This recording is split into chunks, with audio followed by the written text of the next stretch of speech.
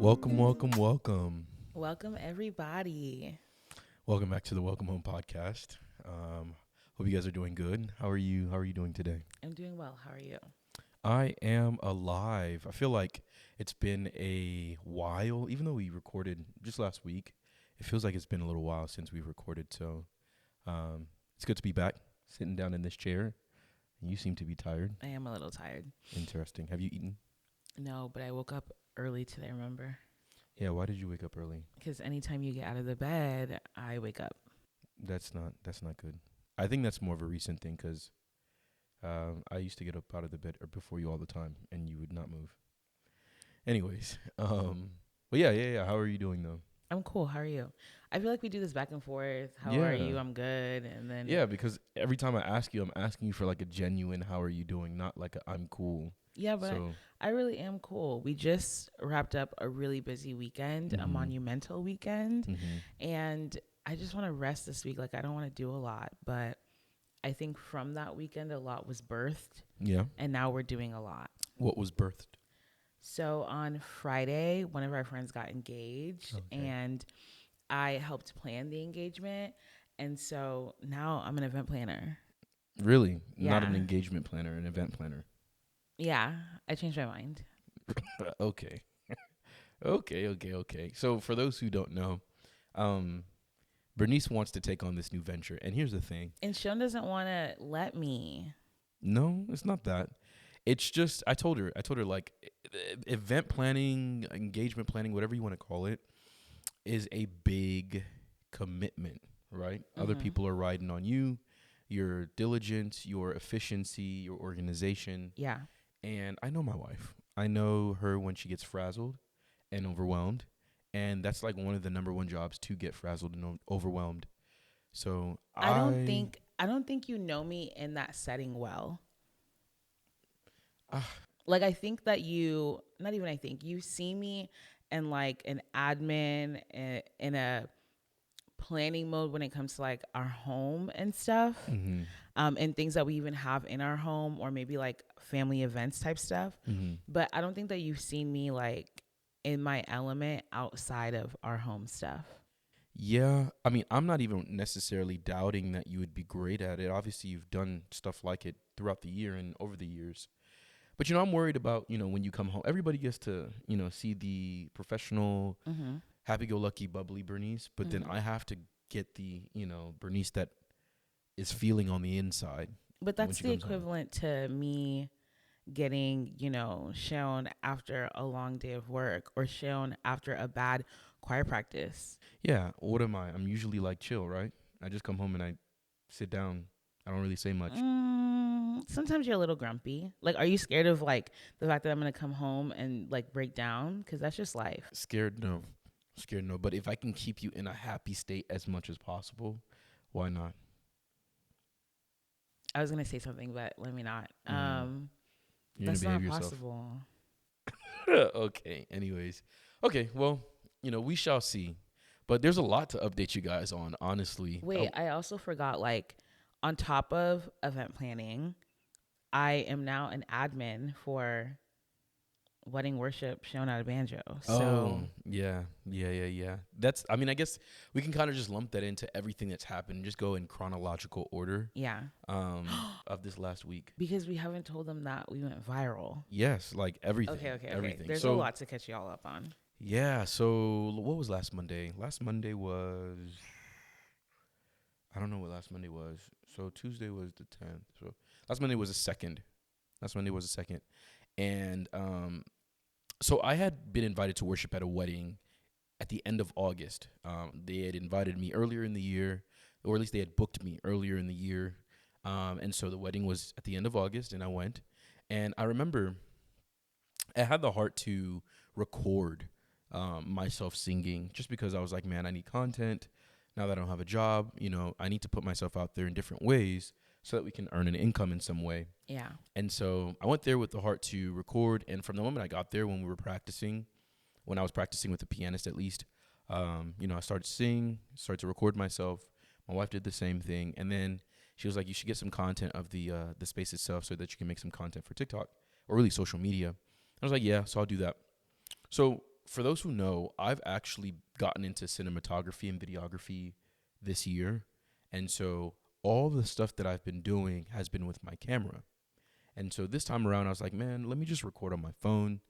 I really don't have the energy to like set up camera and, do all that type of stuff.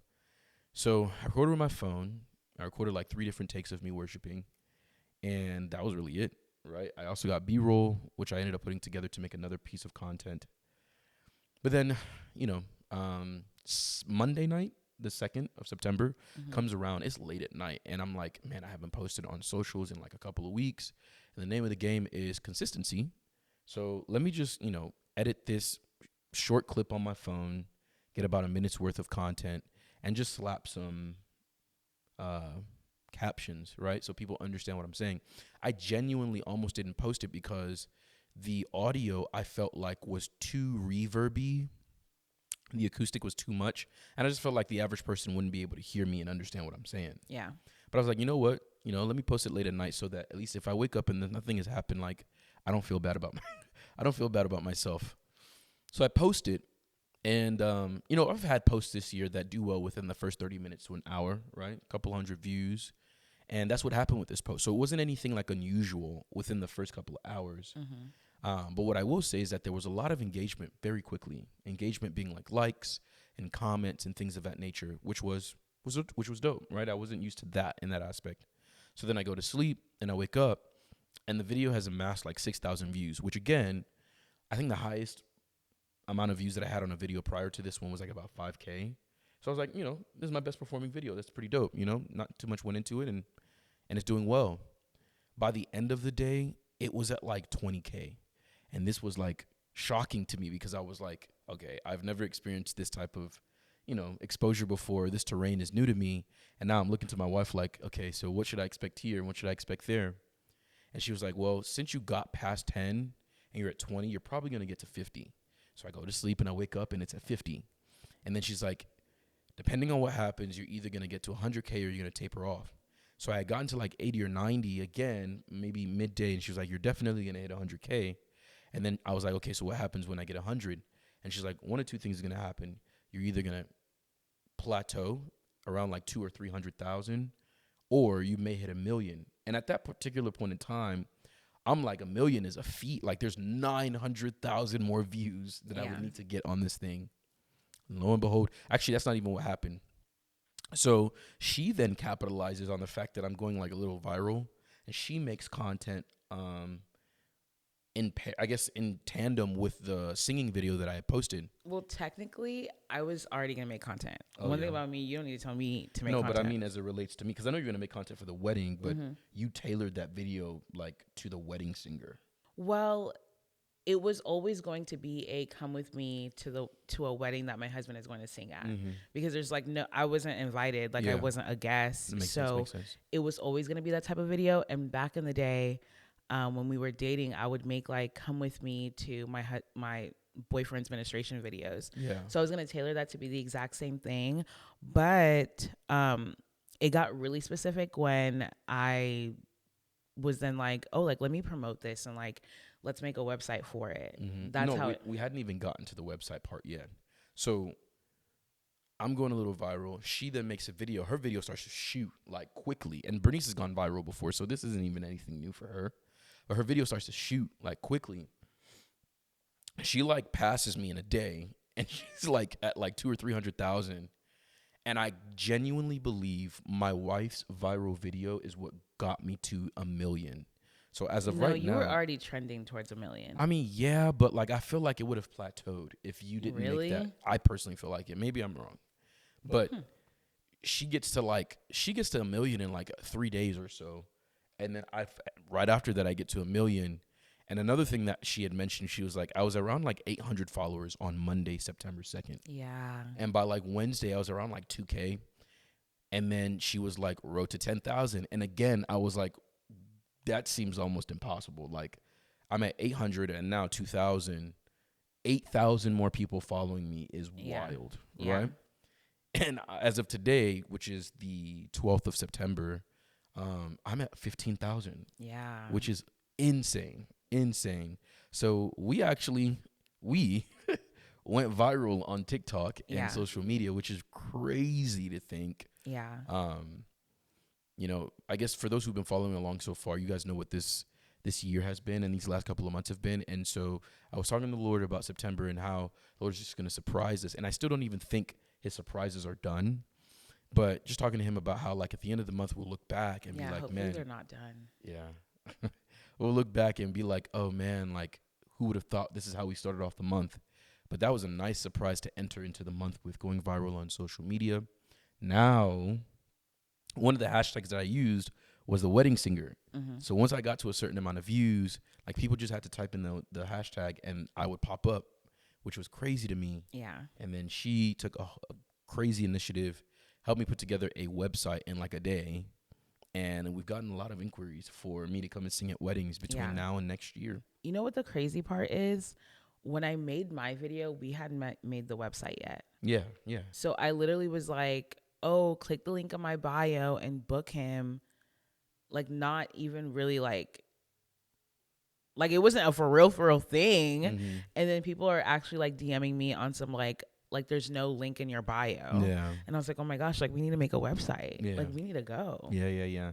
So I am now taking inquiries for weddings. If anyone listening or watching has a wedding coming up and you would like for me to come and worship specifically at the wedding, I would do so. I'm not necessarily opposed to singing other songs, but I'm really trying to stay within that niche. So if you want me to come on, also my wife has to come along, just to let you guys know.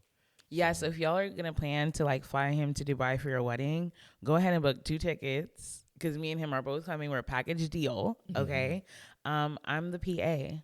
Hey. You know, the funny thing, I was telling her, like, I could never call her my PA on my own. She's like, yeah, you should just let me call you that. Let me call myself that for you. And I was like, I guess the weird girl math that takes place, I'll just let it be. Yeah. If you don't know what a PA is, it's a personal assistant. Mm-hmm. But yeah, okay, so that was like one of the things that happened. We went viral, which is crazy. I think another thing was just, I guess, the big thing that we've been preparing, or I've been preparing for all year, which is Rabbi, the live recording. Yes. And it finally happened. Glory be to God. God is so good. Yeah. God is so good. Mm-hmm. For those who are listening, this was a huge thing of faith.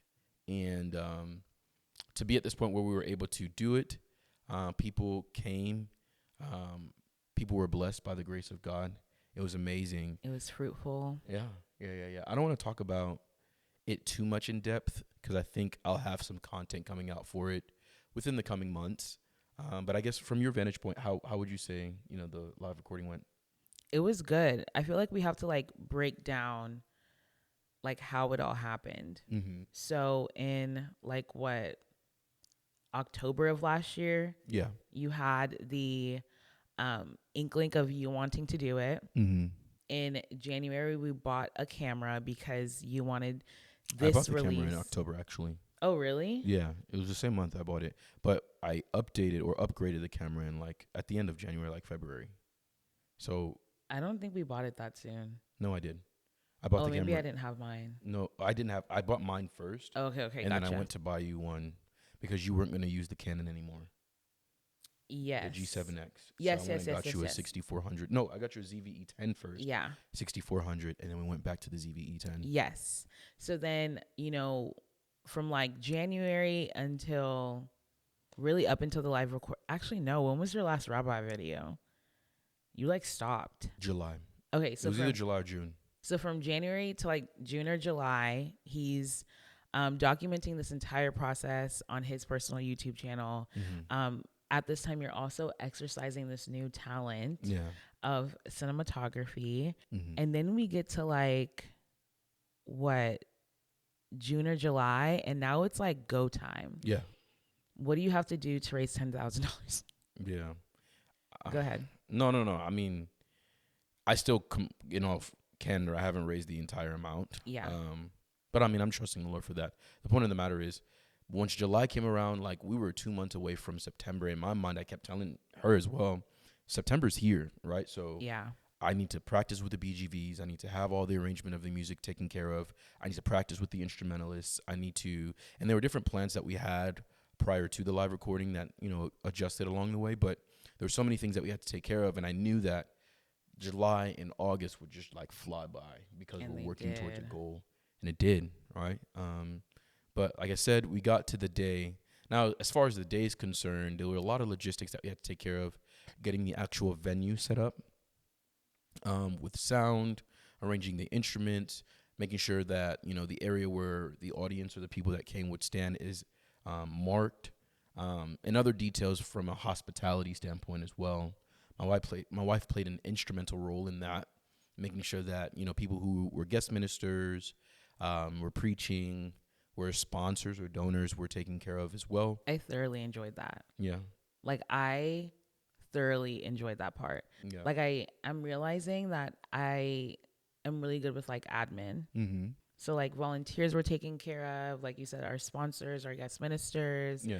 Making sure that like I had one person, which I won't tell you who, but I had one person just kind of like linger around you and give me an update on like who. I asked her to be around me. It wasn't her, so good. My person was discreet. But basically, like, someone should just kind of be around you to, like, feel you out and be like, oh, like, I feel like he's this, or no, like, he's good. And so I just had a lot of fun doing that. Like, I would do a live recording again. I would, but I think I would do it bigger and more efficiently. But that'll come with time. So I guess as far as the day, when it gets to the actual live recording part, a big part that I did not account for, seeing that this was my first live recording, was all of the technical difficulties that would come up. Like, it's a live recording, right? So for those who don't know, live recordings, and as much as the artist rehearses thoroughly, you'll find that a lot of live recordings, they'll redo music over and over again to get the best take. There are different elements to it in that regard. And I originally didn't plan to redo the songs. I thought we had practiced thoroughly enough to be able to cover each song once and get a great take once. And that wasn't the case, for lack of better words. Honestly, I don't even understand like how we didn't factor any of that in, considering like events, there's always something that goes wrong in an event.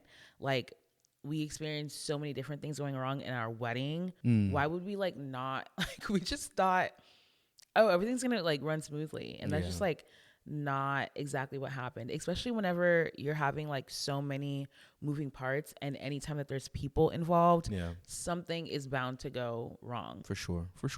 But it was a learning experience. Needless to say, we just took an extra hour of the allotted time, which was great. The venue in itself was free by the grace of God. Yes. So there wasn't really much in that regard. But everybody was really accommodating. Everybody was really understanding. And we were able to get takes for virtually all the songs that we can work with. And hopefully we'll put together a great project. And so, that was Rabbi, the live recording. I also just want to shout out and honor everyone that helped. We had some of our amazing friends be like volunteer leaders that led our volunteer group. Like, shout out to everyone that came out to volunteer.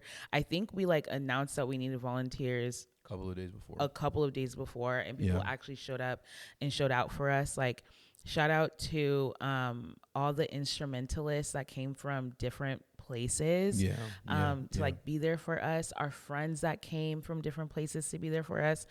We had a friend that she was in town on Friday, went back to Dallas, and then on Sunday she came back for the live recording, and that was just like, that was so thoughtful. We also had like pastors from the Gap, Pastor Dara, and his wife come down to I know his wife, but okay. I don't know if I should put pastor in front of it. Like, I don't know. Oh, I see. So just like, let me just say his wife. They came down to support us. All our sponsors that donated. Our family that came and showed out for us. Like, we're just so thankful for everyone that, even if they weren't able to make it, like the encouraging messages were just Like I thank God for you guys. Yeah, I think one thing I was telling my wife, I'm not used to like support rather in a particular way. I'm just used to kind of like taking care of things on my own, knocking it out, and moving on to the next thing, right? And I can say for the first time, really in my life, I felt a level of support in something that I was doing like never before.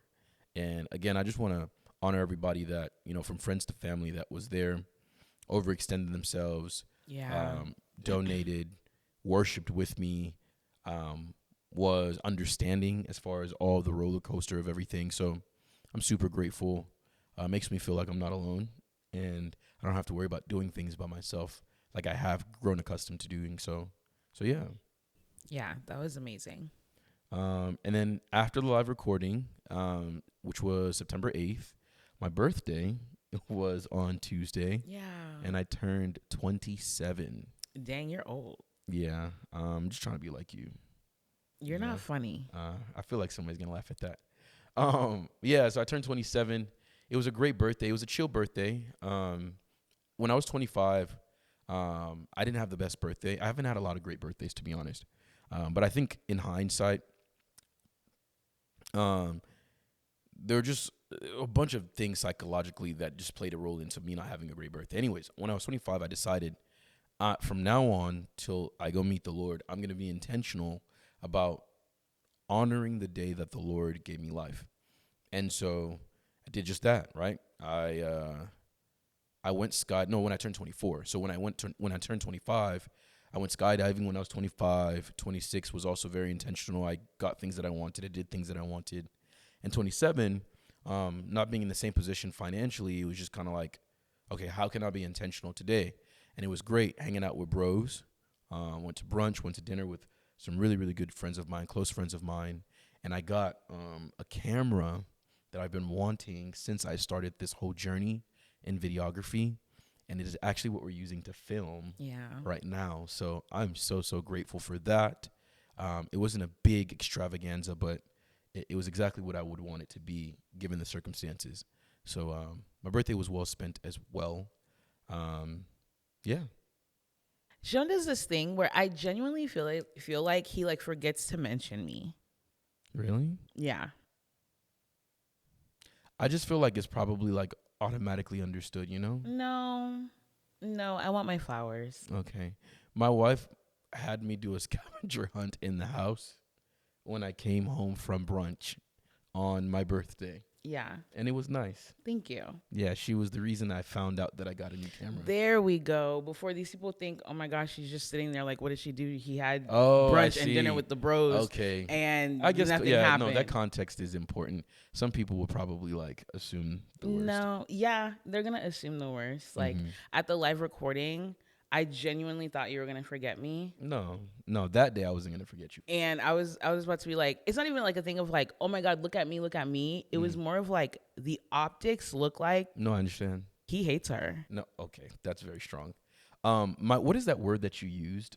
That I talk in hyperbole. Yes, Bernice is so dramatic. Like, oh my gosh, like she'll say things and it'll be like, oh, and you'll be like, this is what you said and this is what you meant. She's like, oh, no, I didn't mean that at all. Well, sometimes I do.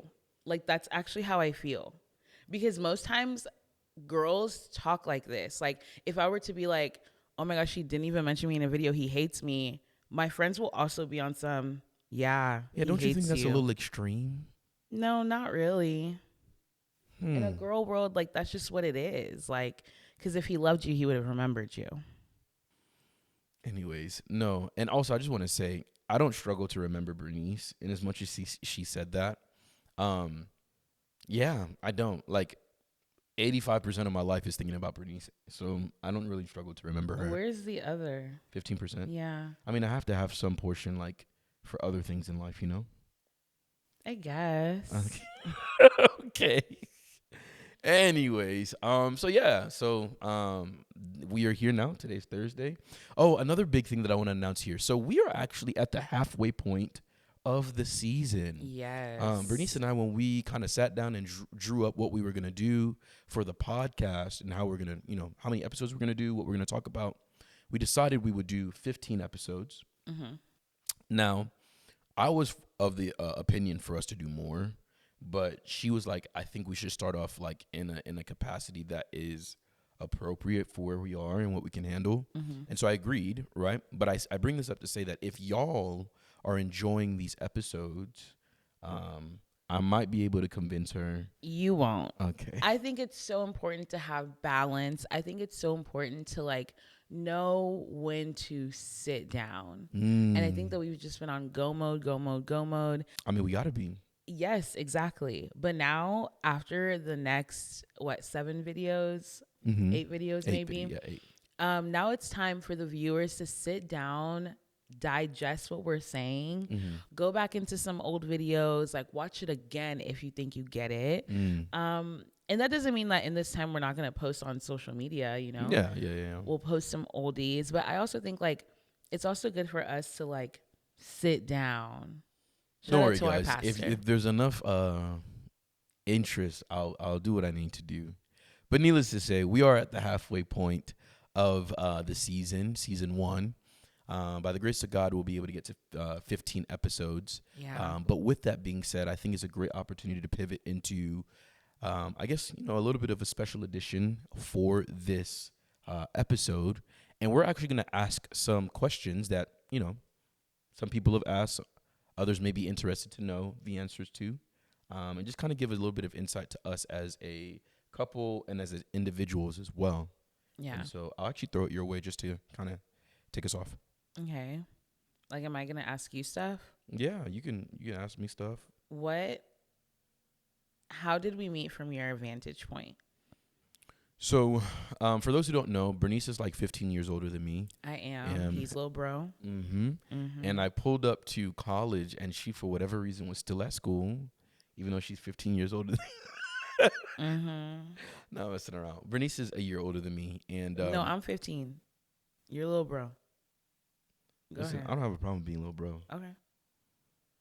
If these are the perks of little bro, I'll be little bro to the day I die. And you will be. Anyways, so I went to school in West Texas. For those who don't know, we've already mentioned this in previous episodes, so it's not a secret. I went to school at Texas Tech. So did my wife, and she had already been there for a year. And we met in choir practice. So I had been looking for a church in Lubbock for 3 weeks. On the 3rd week is where I found what would become my church home for the next 4 years. And I sang, and I posted it on social media. So there were a couple of people that knew about that. And so it didn't take long for me to get into the choir. And then I came for a choir practice, and my wife was there. And there are other details to this story that I'm going to include, but I'll just say that I met my wife at choir practice my freshman year. What did you think?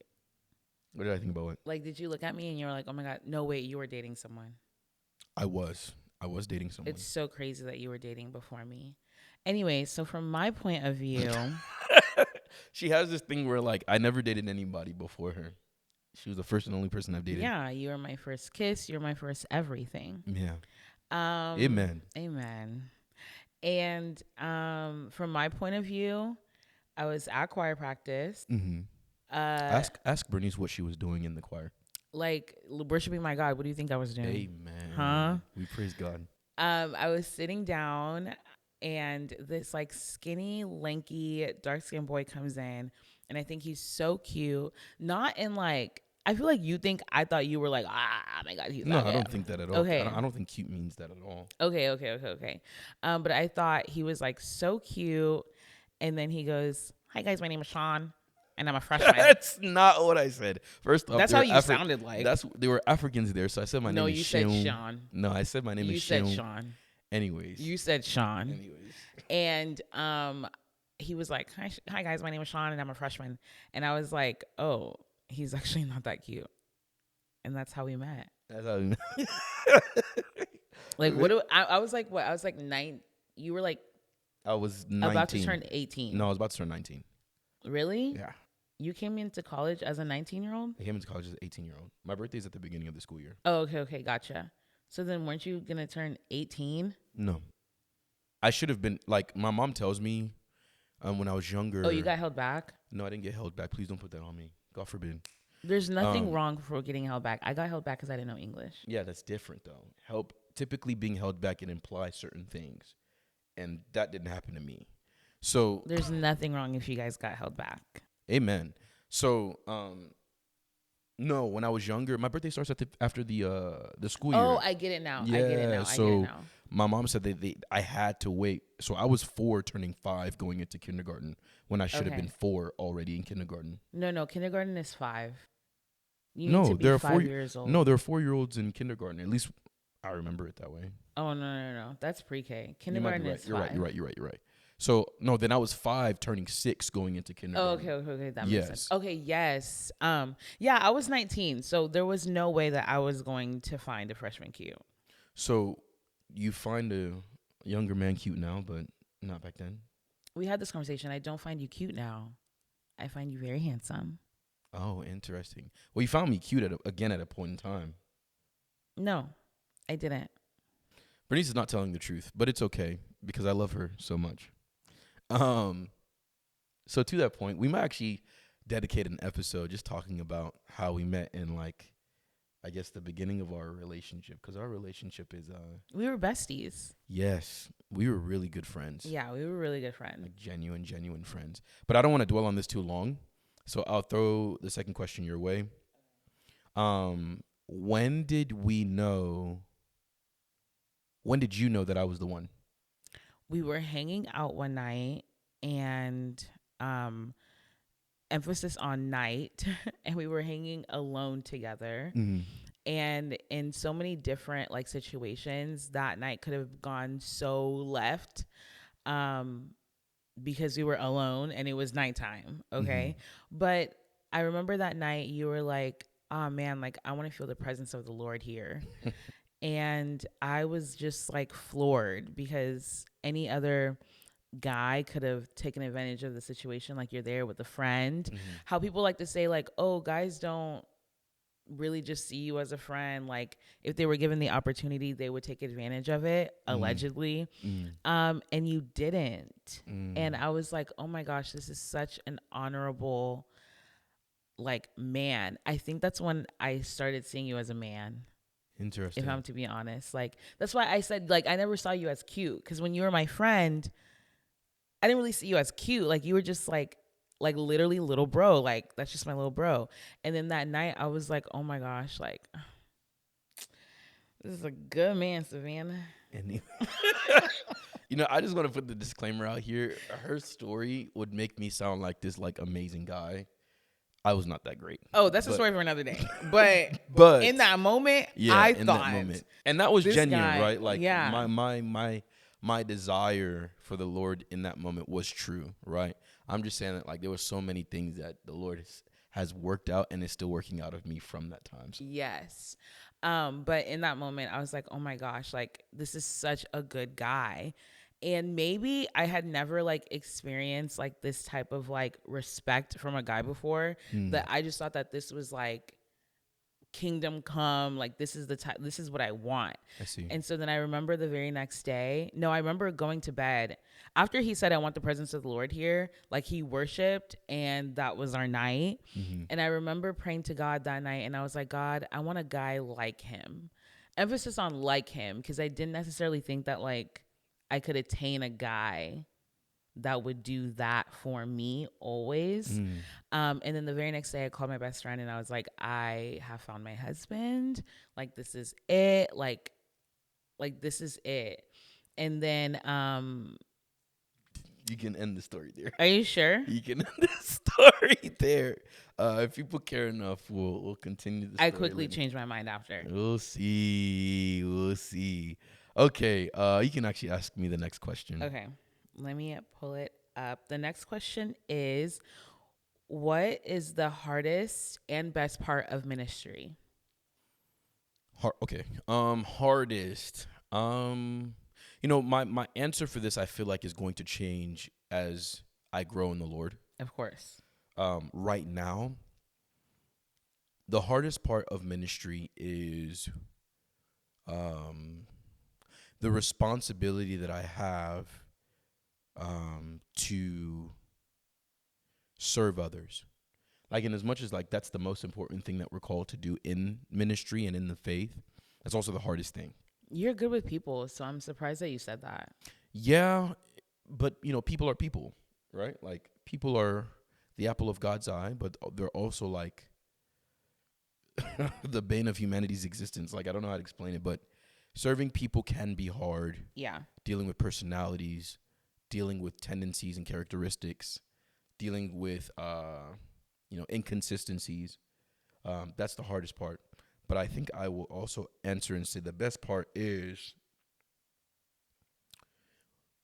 there's this time every time I worship, especially when we go deep into worship and I'm like in the midst of people, and people are like just bearing their souls out to the Lord. That's the best part for me. When I have experienced the Lord, I know personally, in the secret place, and I'm brought to tears, brought to revelation of who Christ is, or there's joy in my heart, or there's an assurance and a peace, whatever it may be that the Lord wants to minister to me in that place by myself. And then I get to lead people to that same place in a corporate setting. Best thing ever.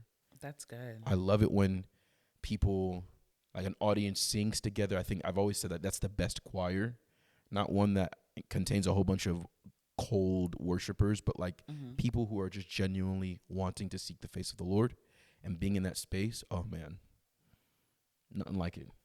Yeah, That's good. Yeah. I'll ask you question 4. If money wasn't an option, what would you be doing? If money wasn't an option, I would be, man, I'm about to get emotional. Oh gosh. Honestly, there's no job in this world that I would want. Yeah. Like, I feel it. I don't want to work. Yeah, I feel it. So I feel like my answer isn't going to be like, it's not going to make sense, but I just want to be a mom. Like, I just want, actually, no, it still applies. Like, if money wasn't an option, like I didn't have to like physically like go to work, I would just be a mom of like 800 billion kids. Like, I just want to be a mom. That's crazy. So that's it. 800 billion is crazy. I mean, however the Lord wants to bless me, but we can always adopt too. Like, yeah, I think Bernice and I are definitely going to do that. Yeah, me too. For sure. At least one. At least 5. But yeah, for Adoptions? Sure. Yeah.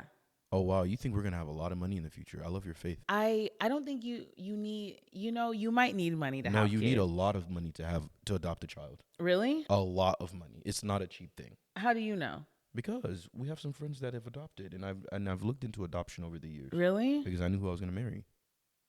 Oh. That's not cheap. Interesting. Anyways. Well, in America, maybe. Like, if we adopt from, like, Angola. No. It doesn't matter. I mean, unless we go to Angola, maybe. Yeah. But if we wanted to be in America and adopt a kid, even from anywhere else in the world, it's not a cheap thing. I would want to go back to our home countries. Yeah. You wouldn't want to adopt a kid from, like, China or something? Whatever the Lord wants. And you're laughing, but I'm being so serious because I believe that our forever church, like the church that we're going to end up at, is going to be multicultural, multi-generational, because that's what heaven looks like. Yeah. And so if our home is multicultural, a baby in need, Bernice is here. No worries. So yeah, I think that my dream job, watch us be parents, and I'm like, Shay, get these kids out of take them back. Take them back. But yeah, if money wasn't an option, like I would be a mommy. But and like if you want to know like corporately, I guess, I think I would just be a founder of many businesses. Yeah. Like I have my hands in so many things. I would want to manage and oversee so many different things. So entrepreneurship, really. Yeah, I think Bernice and I definitely have an entrepreneurship spirit, or entrepreneurial spirit on us. We've been prophesied that before, but I think just like all the different ideas we have and the grace that the Lord has given us, there's definitely gonna be something entrepreneurial in the future. Yeah. Okay. I know we have a couple more questions before we round up here. Let me pull up A question that I have for you. Question 5 is here. I want you to ask me question 5. Okay, give me a second. Let me pull it up. What's that? Oh, okay. Describe your first year of marriage in one word with no context. Sorry. This is easy. Suffering. Wow. Mm-hmm. Wow. Mm-hmm. Okay. No context, right? That's what you told me. Now we can give them a little context. So, I'm literally gonna give you guys a bunch of like cliffhangers so that you're forced to let us know if you want to know more. Bernice and I did a lot of things wrong. Prior to marriage, a lot of things wrong that, by the grace of God, He is either healing or has healed us from. With that being said, the journey to healing has been one of suffering. I'll say this. Regardless of us doing things correctly or not, I personally believe suffering is a part of marriage, but not in the way that I'm talking about, right? So that, my people who have had blissful marriages, they don't come for me. Suffering in the aspect of dying to self. Yeah. Suffering in the aspect of denying yourself or putting the person you're with first. Mm-hmm. That is suffering to the carnal man. And there were a lot of parts of me at the beginning of marriage that were carnal, that were fleshly, that were earthly. And likewise. And that's underneath all that we brought into marriage. Yes. When we've said that we are not the standard for marriage, there is no, we cannot stress enough the truth behind that. We're not one to give, let me not say that. We're not one to say, oh, do it the way that we did it, because the way that we did it, I don't think was honoring to the Lord all the way through. Yes. So because of that, and I was telling one of my friends recently, or a couple of my friends recently, we've had to endure the unlearning and undoing of the wrong things that we've done. Yes. Right? To whereby now I can turn my back and fall backwards and know that she's going to find a way to catch me. But that wasn't always the case. Yeah. Someone DM'd me actually yesterday, and they were like, oh my gosh, you guys are such an inspiration for those of us that want to be in y'all's position. And that was just marriage and doing ministry together.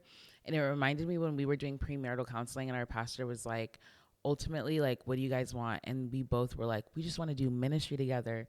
And he was like, yeah, so y'all are in no position to do ministry together. Yeah. I need y'all to sit down and open the book of life. And I only realized that yesterday when he messaged me that, oh my gosh, this is doing ministry together. Mm-hmm. And I'm so thankful that God has seen us through so many things. Yeah. And that he will continue to mold us to be the individuals, but also the unit that he originally made us to be. And to be getting the opportunity to sit here and do ministry in this way with you, one, I don't think we would have ever imagined that this is a little bit of what it would look like. Mm-hmm. But two, I'm just so thankful that this is the reality. Yeah. And it was birthed out of suffering, if we're to be completely honest. For sure. I do want to say that the beginning of marriage doesn't have to be suffering in the way that we experienced it.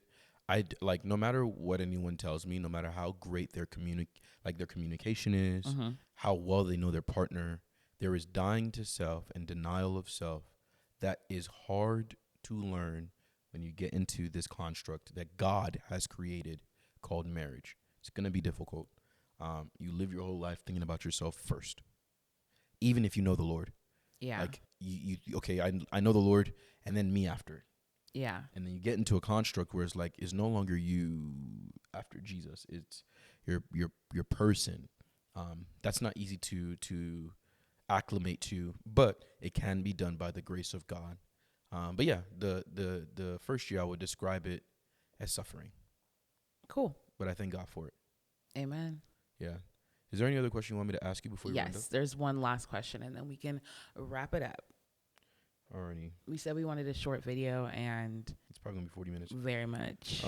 Okay. What would your ideal future what would be your ideal future, and where do you want to end up?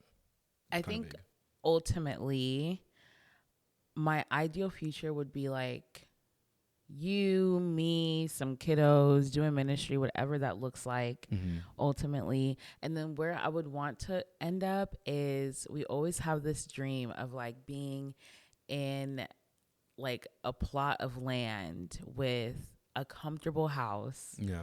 With all our kids and like some sort of like lake and like a woodsy area. And that would just be like my ideal future with you. And then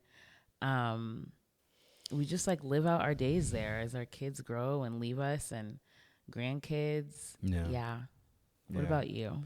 No, I'm with that. I'm with that. Serving the Lord, and just a whole bunch of land to look at. I'm a huge like thinker, and I do some of my best thinking just in open space, in open terrain. So, I pray that that's within the will of the Lord. Amen. Because we've wanted that for a long time, but the Lord could put us in a castle in the middle of Scotland. I wouldn't be opposed to that either. I don't know about that. I definitely don't want to live in the city long term. I thought that's what you were gonna say. Like the Lord putting us in a castle, like you have land in a castle. That is true. Now, if you would have said, "Oh, the Lord would have put us in like," and we're even being generous, because like, what if the Lord is like, "I want you guys to go to Honduras, and that's where you guys are gonna do ministry with the locals," like. That would be out of our comfort zone. My old mentors that I talked about a couple of episodes ago, they're moving to Ecuador. Yeah. God the bless Lord called them to Ecuador. God bless them. I think I'm not going to say nightmare, but I think if the Lord took you to Nigeria, right? And it wasn't Banana Island, it wasn't Lekki, it was like, how would you feel? Honestly, I would adapt. I think I'm really good at adapting. Yeah. I think I am. I think I know how to get into certain spaces, certain circles, and know how to move. All my friends tell me that if I went to Nigeria, the ones that grew up in Nigeria or have been, they'll tell me that they've been telling me that I wouldn't survive, but I feel like I'd be able to adapt. But anyways, we digress. We appreciate you guys tuning in, watching yet another episode, being a part of this special edition halfway mark of season 1. We're super grateful for what the Lord is doing. Genuinely believe that September is going to be a monumental month. Amen. And we're just grateful that you guys are either listening or watching, and staying tuned with us. Y'all can catch us, you already know, on Apple or Spotify podcast or YouTube podcast. Or if you're more of a viewer, you can watch us on YouTube as well. If you guys would like for us to answer more questions like these or any that you have personally, feel free to drop them in the comments below on YouTube or on our social media pages as well. But without further ado, bye. Welcome home.